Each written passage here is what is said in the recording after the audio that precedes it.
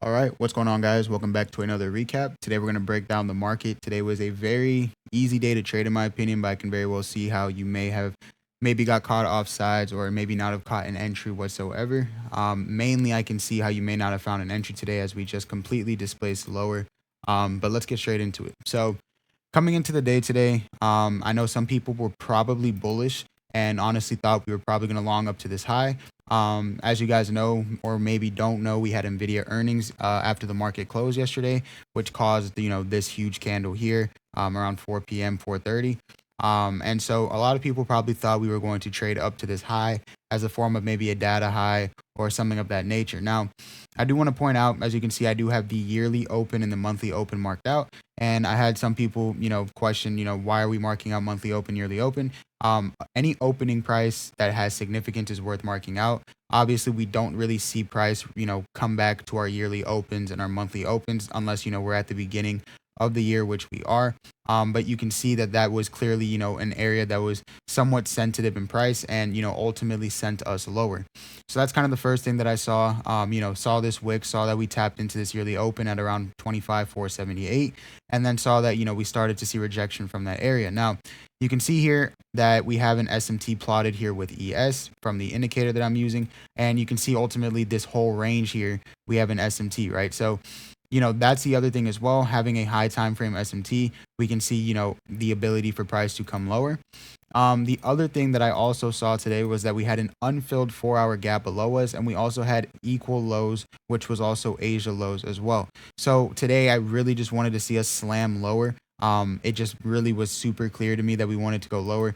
Equal lows at a fair value gap right above previous day equilibrium. These are all significant levels in price, and you can see we ultimately just plummeted straight down to those levels and then furthermore. So let's get straight into what I saw coming into the market today. It was a very simple trade. It really didn't take much, an analyzing or anything like that. So this is going to be a very simple breakdown and, pretty much explaining how you could have caught something today. So as you can see here, we had this void in price. So you can see this is where we closed in the market yesterday, and then this is where we opened at 6 p.m. yesterday. And you can see we had this huge gap. So this is a new day opening gap. You want to mark this out in price. You guys probably know what new week opening gaps are. This is very similar, except it's not a weekly opening gap. It's just an opening gap from a new daily range. And you can see here we have that void in price very clear on the 15 minutes. So what you want to do, mark this out and keep it as a key level in price, monitor what price does in that area. Now, you can see here, we come up into this new day opening gap and we make an SMT, right? We make manipulation here in the pre-market. Okay, so you can see here that ES takes out that 6 p.m. high from overnight, and then NQ fails to do so. Now, the indicator did not catch this one, which I'm surprised, but I ended up marking it out by hand just because, originally I was marking out my SMTs by hand. So I noticed that coming into the market around, 8:45-ish while I was viewing it. So that, we had that put in place, SMT there. We had this internal sweep, as you can see here, marked out. And then, the new day opening gap protecting this high, right? So now I wouldn't entertain, going up to this high really until we're flushing, clearly wanting to flush through the new day opening gap. If we're, in this bottom, quadrant, so to speak, you can anticipate we're going to go for lower prices. And at this point, we had good low resistance, in this area here. And then obviously those equal lows at Asia, like I mentioned before. So again, like I said, entry today was very simple. You can see we come up, sweep out this internal high, tap into the new day opening gap, make an SMT with ES, right? You can see ES taps 50% of the new day opening gap, NQ fails to do so. So there's a divergence in price there. And then I have a condition, which is the 15-minute fair value gap right here. So you can see we get this liquidity sweep, we leave behind a 15-minute fair value gap. So now my idea is, okay, if we come and flip this 15-minute gap, we can entertain the idea of us coming at least down to this range low here, and then ideally come down to the equal lows here in Asia. Now, you can see I obviously didn't hold my trade through, and I'll explain kind of my thought process behind that. But yeah, so my entry was pre-market. I took my entry around 9-ish, somewhere, around like 9:10, 9:05, 9:10 maybe. We can actually pull up my trade evade and check that right now. So obviously here are my P&Ls for the day, and then here's the execution. So my execution came, right at 9:11 right here at 370.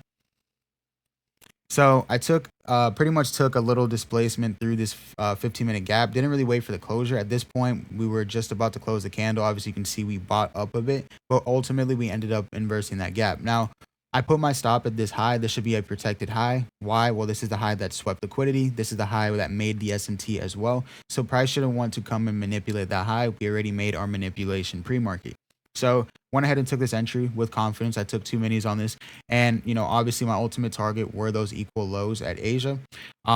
So what I did basically was after entry, right, I went break even here. That's this black line. Once we saw price come down through this black line, I went move stops to break even, and then like I said, wanted to target Asia. Now the reason that I didn't hold all the way for Asia was because at this point here in price, this candle here, we had made a huge spike down this 930 candle, and then we started to see, some whipsawing, right? And that's obvious when it's the opening, we're going to see some volatility.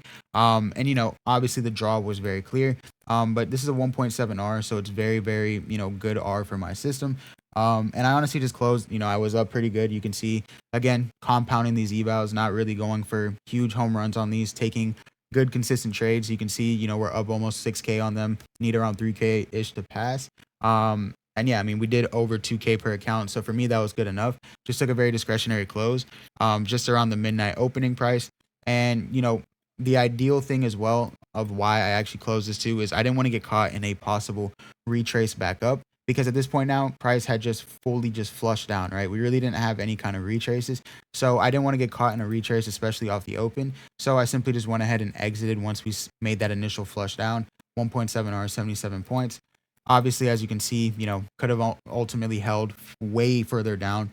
But, I don't really go for those home run trades like I used to, just going for my base hits, getting out. So, today was a pretty, quick day. Obviously, market was open for not even a minute before my TP was hit. But yeah, I mean, today was a very simple analysis, right? To break things down just a little bit more, the reason why, as you can see here, we had this smaller 4-hour on ES, and you can see we were moving up out of it initially. The reason why I wouldn't anticipate us to go higher is because, this is a gap that is in deep premium, right? This is not a discounted gap. This bigger 4-hour below previous day equilibrium is a discounted gap. So that's an ideal area where we want to see price retrace to if we want to see some form of longs. So that's another main reason why I wanted to short, besides us having those equal lows at the fair value gap. As you can see, we just dumped an insane amount on the day, which, kind of crazy. Didn't expect this big of a dump. But, it's the Nasdaq. So yeah, we dumped around 550 points on the day. Definitely crazy. But yeah, I mean, today was pretty textbook. Obviously on the lower time frames, like I said, you really couldn't have seen much to catch. But in pre-market, I always recommend scaling up time frames. If you have the 5 to the 15 minute looking clear in structure, it's not bad to take a trade before the market opens. A lot of times you'll see structure form in the pre-market where it allows the market to open and just run towards the draw instead of manipulating like we're used to. Now, typically when you see the range, we're accumulating in this range. We haven't manipulated any part of the range, right? Then off the open, you would expect us to manipulate, then make the move. But in this case today, right, pre-market made every confluence, we needed in order to take a short, right? Liquidity sweep, right? We have the S&T. We're inside of a key level being that new day opening gap, right? We had that 15-minute condition being that bullish fair value gap, wanting to see that get flipped in order to, be short. And, all of that aligning, this is a super A+ trade, just on a much higher time frame where, most people are looking for precise 1-minute entries, and you have to, have some discretion to be able to, widen your time frames, right? This trade only had a 45-point stop, 77-point TP. This is a very valid trade, right? It wasn't a wide, huge stop by any means point-wise, and the TP was very, very reasonable for 1.7 R. So, yeah, I mean, that kind of breaks down what I saw today. Definitely an insane dump out of the market. And we have PPI tomorrow, so I'll definitely be interested to see, how we close out the week. But, could expect potential, choppiness tomorrow with this huge move we had down. But we'll see ultimately. But that kind of covers it for the analysis. Like I said, today was pretty simple, so the analysis is not going to be too in depth. Not a whole lot to cover. Very, very simple. Pretty much just a reversal. And, typically you'll see me play continuations, and realistically this is a higher time frame continuation because this is a higher time frame retrace and then, a continuation down. But in terms of, when you zoom in and look at the actual structure, right, we're actually playing a reversal on this range after this sweep and then, playing the inverse down. So, it's all discretion based.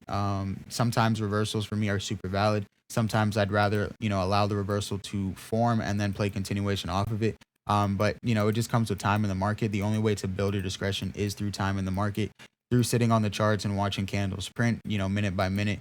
I used to sit on the charts for 8 hours a day just watching candles print when I first started. So that probably is a big reason as to why I'm able to analyze the market the way I am. But yeah, that's pretty much it for the analysis. As always, if you guys have any recommendations on any other video ideas you guys want to see, be sure to leave it in the comments.